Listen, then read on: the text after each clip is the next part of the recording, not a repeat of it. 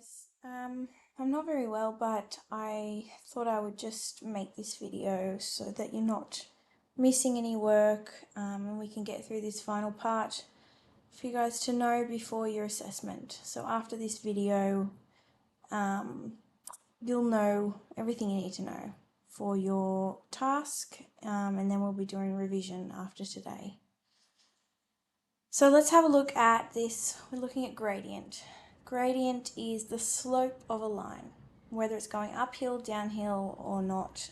We represent it, and you can see it there in those diagrams here. We have a positive gradient, so going uphill, negative going downhill, and we're reading left to right here. A horizontal line has a zero gradient, and a vertical line is undefined. Okay, so it's not a zero gradient, we would say undefined. Okay, so how can we find the gradient? So a lot of this lesson will be revision of things that you did learn back in year 9 and 10. But let's have a look. So what I want you to focus on is listening and watching rather than filling in your booklet. Once you've listened and watched, then pause and fill in the necessary part of your booklet. Okay, so finding the gradient from a graph. We're just going to be using, you can see here, I've just used the formula rise over run. I'm drawing a little triangle and I'm doing the height of the triangle over the length, so 3 over 2. This rise over run formula, it doesn't tell you whether it's positive or negative, okay? So you have to then look at the graph and say, okay, it's going downhill. It's a negative gradient, so my gradient is negative 3 on 2 or negative 1.5. The question then does go that little bit further, says then state the equation. Well, I know the equation of a straight line is in the form of y equals mx plus c, where m is the gradient, c is the y-intercept. I just found the gradient was 3 on 2, and so I can read off the graph, the y-intercept is, well, crosses through the y-axis at 3, so therefore my equation is y equals 3 on 2x plus 3. So that's just filling in gradient and y-intercept.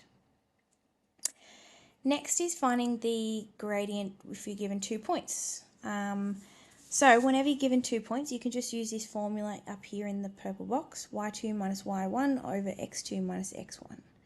So you can see here, I've labelled the first point 1, the second point 2. So x value 0.1, y value 0.1, x value 0.2, y value 0.2. Substituting it in and then simplifying, I get a gradient of negative 3. This next part is super important, what I've done here in green. It's then just using that, the question once again asks that little bit extra and asks for the equation of the line. Here I use the point gradient formula.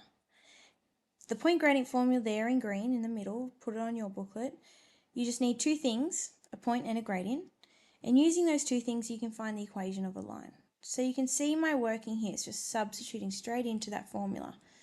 I'm substituting the x and the y values into x1 and y1, and I substitute m being the gradient of what I've just found. Once I substitute it in, I just expanded out the brackets, cleaned it up, and wrote it in the form y equals. And that was the equation of the line. We are going to do a fair bit of work in this video on that point gradient formula. Otherwise, well, I shouldn't say, but it's a very uncommon way of finding the gradient, is the angle of inclination. So if they give you the angle, then you can use this formula y equals tan theta, where in this particular question, it gave the angle of 140, and I literally just type in my calculator, tan 140, and that's my gradient. It spat out that it was negative. I've drawn a picture here just for context, okay? So 140 degrees, what we do is we measure, what's important to know, is that 140 degrees is measured from the horizontal around, okay? So 0 degrees is over here on the right. And now my answer does make sense. So if that was 140 degrees, that blue line that I've just found the gradient of, yeah, that is a negative. Okay, so that's a good thing that I got a negative 0.839 answer. The question below says find the angle of inclination, so it's going the other way around, and it gives the gradient is negative. So the first thing I would do is draw that little diagram and a negative line passing through the origin. Now I know this line is negative, which is why I knew to draw the line in a negative gradient direction. I substitute the negative 2 as my answer to my formula, and I need to do tan inverse. So think back to trigonometry last year when you had to find theta on its own. You would do second function or shift tan on your calculator and then negative 2. Gives me an answer of 60 or negative 63. I know my angle of inclination is measured, again, from that 0 around. It's an obtuse angle, right? It's a big angle. What my calculator has just spat out is that small angle of 63.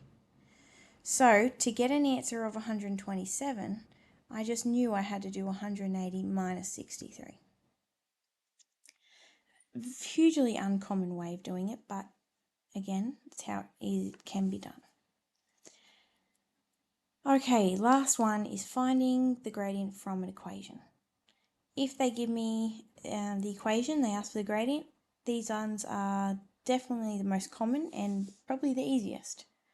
Just remembering that when you have an equation in the form of y equals mx plus c, m being the number in front of x, the coefficient of x, is the gradient. So in that particular question, I was assuming the question should have had 0 equals there. I rearranged this to get y by itself, just solving equations. And then whatever, you can see I've had here highlighted in green, whatever is in front of x is my gradient, negative 2 on 3. So here's some mixed questions now, just practicing those 4 different skills above. Let's have a look. So find the gradient of a line that passes through the point 2, negative 6 and the origin. You could throw both of these 2 points, remember the origin is just 0, 0, into my 2-point formula. And it'll spit out negative 3. You could have drawn those 2 points there and made a little triangle and done rise over run. Again, still spitting out negative 3. Nice and easy from a picture, just construct your triangle, rise over run. Again, nice 3 equations. I just have to read off it. The number in front of x is my gradient. C is what we represent as the y-intercept. It's just the constant, the number floating on its own. So the number in front of x is my gradient. The number the number floating on its own is my y-intercept. In A, there was no number, so we assume it's a 0, so the y-intercept was 0.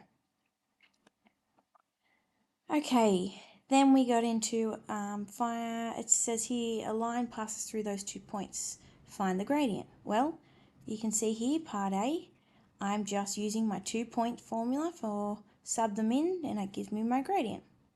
Part B then says, okay, now find the equation of the line. Well, I know my gradient. I use any one of those 2 points in the question, doesn't matter which one, and I sub them into my point gradient formula. That was that green formula from earlier. Okay, very important formula, used a lot. When I'm subbing into my formula, my y1 is the y value of my point, x1 is my x value of my point, m is the gradient that I found in part A. When I have, and you can see here I highlighted in yellow, when I substitute in a fraction for my gradient, the easiest thing would be multiply the denominator straight over the other side, and notice I times both of those items by the 2. Then all I have to do on the right hand side is multiply the negative 3. I then just rearrange this formula, cleaned it all up until I got y equals. And there's my equation.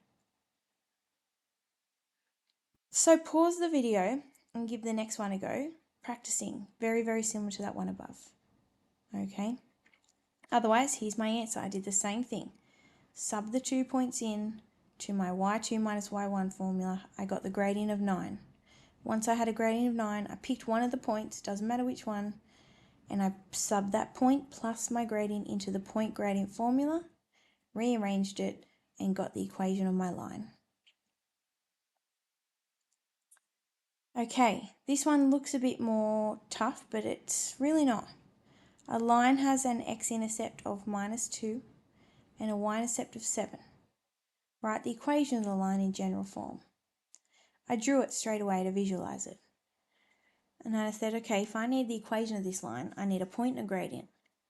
I got a point, I could use either one of those 2 points. Gradient though, well, I could find that rise over run. I got a picture, I go gradient. I didn't even have to go much further.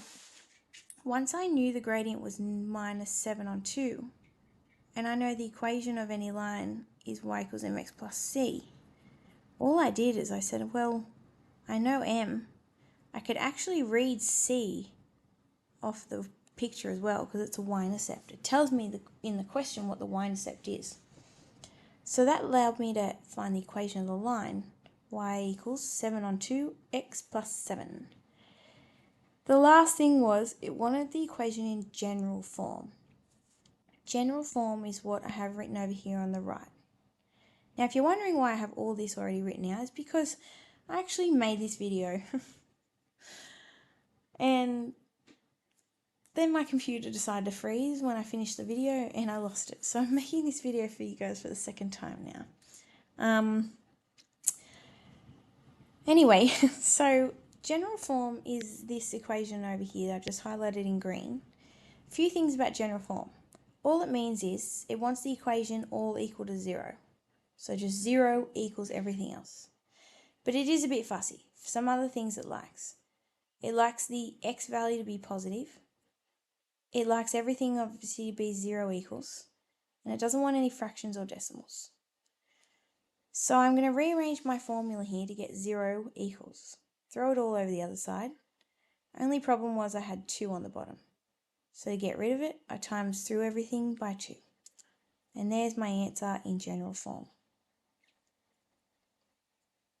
Okay, a line passing through those 2 points has a gradient of minus 3.